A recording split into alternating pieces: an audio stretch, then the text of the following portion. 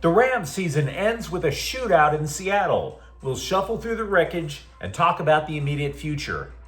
Speculation confirmed a potential Chargers offensive coordinator is in the running to be the Raiders head coach. And The Athletic asked the wrong question about college quarterbacks. Good morning. I'm James. And this is your daily dose of sports and snark for the greatest sports city in the world, Los Angeles. This is the faithful Angelenos morning report.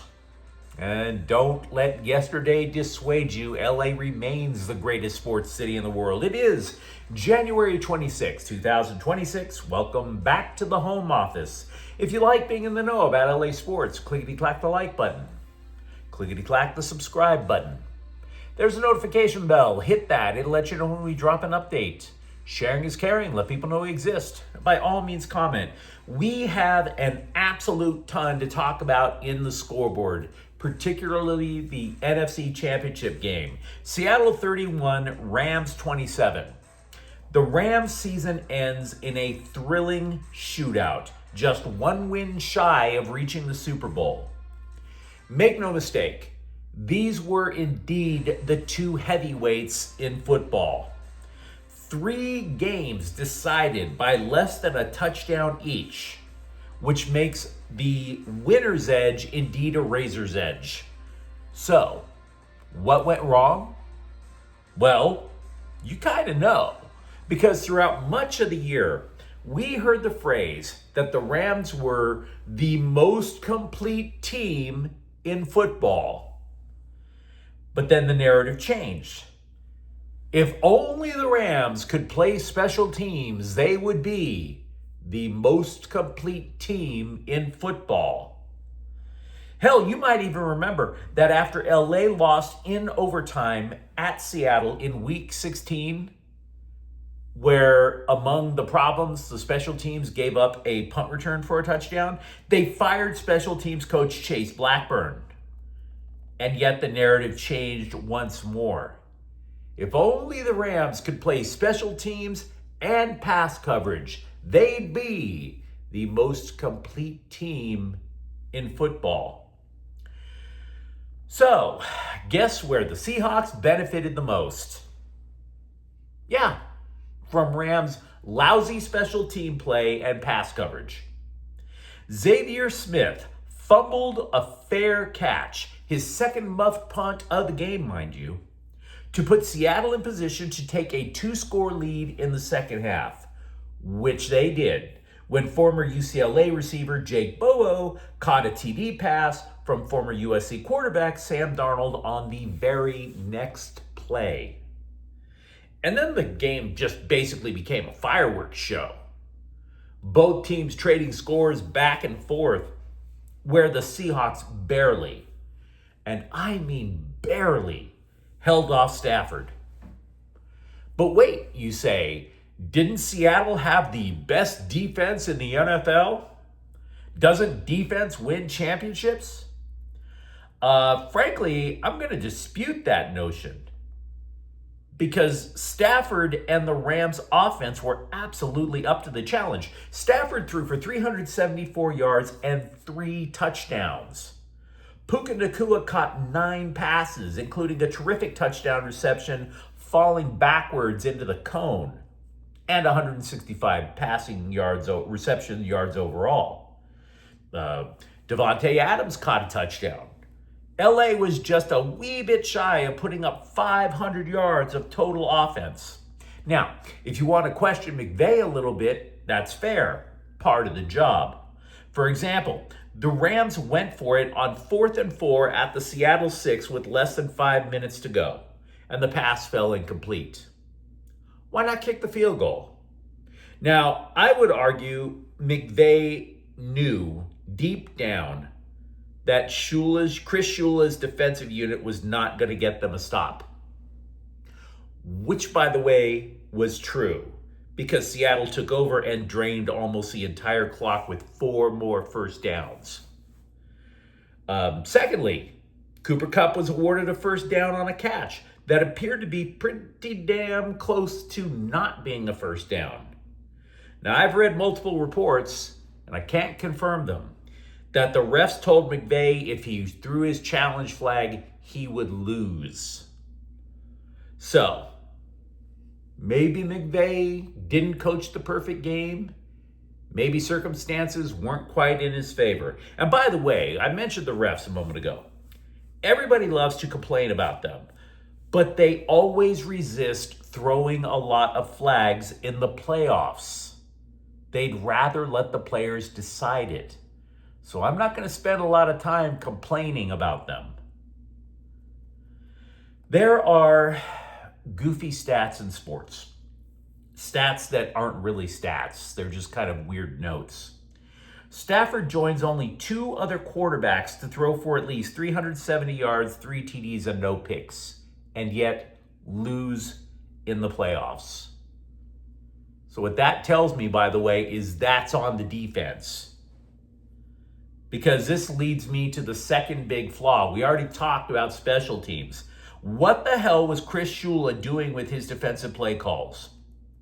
Darnold, and no disrespect to the guy, right? He played for USC, as I mentioned ago. Darnold, though, had no business throwing for 346 yards and 3 touchdowns with a blasted out oblique muscle. Moreover, the Rams were beat multiple times deep despite playing a deep shell coverage. And the Rams forced 0 turnovers. Now, to be fair, the defense did a decent job stopping the run. Seattle was held to just 75 yards. But if the running game is locked down, wouldn't it make sense to maybe double cover Jackson Smith and Jigba, who caught 11 passes? So, with that Sunday of thrills ending in frustration, the Rams enter the offseason with a major question. And the LA Times, as you would expect, couldn't even get that question right. The LA Times reported that the big Rams question is whether McVay and general manager Les Snead will re-up their contracts. That is not the question. They're still under contract for 2026. So, thanks for nothing, LA Times. Slow golf clap for our friends over at the Times. The question is if Matthew Stafford's going to retire. There's no reason to complicate it. It's not about Snead's future or McVay's future yet. It's about Matthew Stafford. Because he played at an MVP level, but he's 37. And remember, there was a question as to whether he would be ready to play at the start of the year due to a degenerative back issue. So, after the game up in Seattle, Stafford would not commit to playing next year. If he does commit, the team mostly stays intact, and they'll have more than $47 million in cap space, although some websites are suggesting much more. The Rams' biggest free agent to be is likely safety Cam Curl, although you would argue Stafford's wife might try to force a holdout.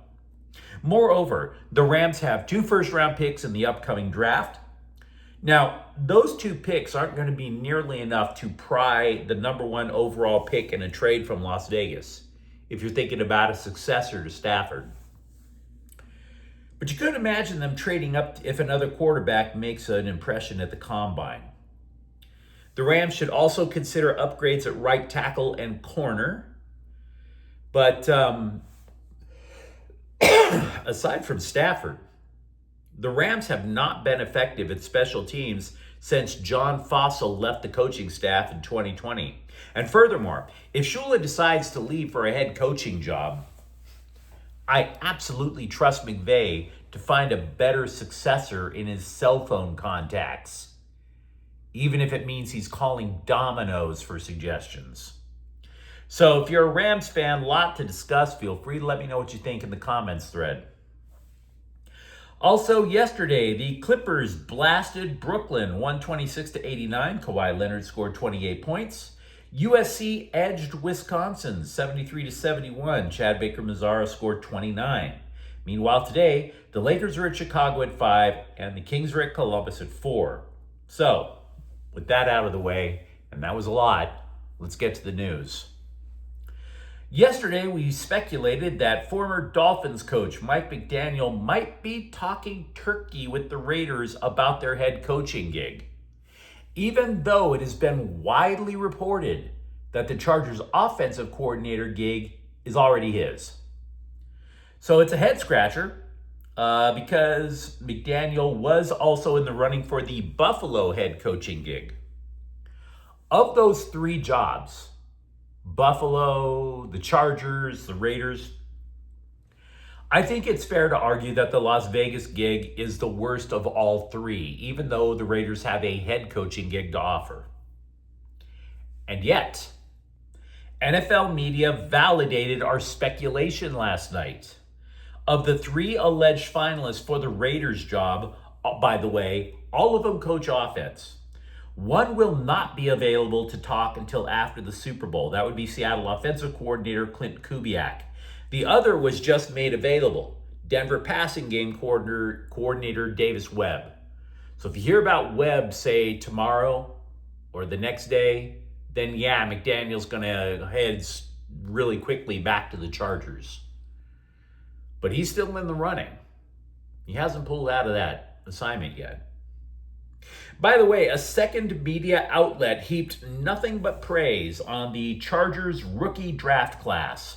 And it's from an outfit that I have a good deal of respect for, Pro Football Focus, or PIF. According to PIF's grading system, the Bolts' top 5 draft picks all finished among the top 11 rookies at their respective positions. And man, did they fawn over tight end Oronde Gadsden, defensive tackle Jamari Caldwell, running back Lamarian Hampton. PFF thought Hampton was the second best rookie running back in the game behind the Giants' Cam Scatterbo.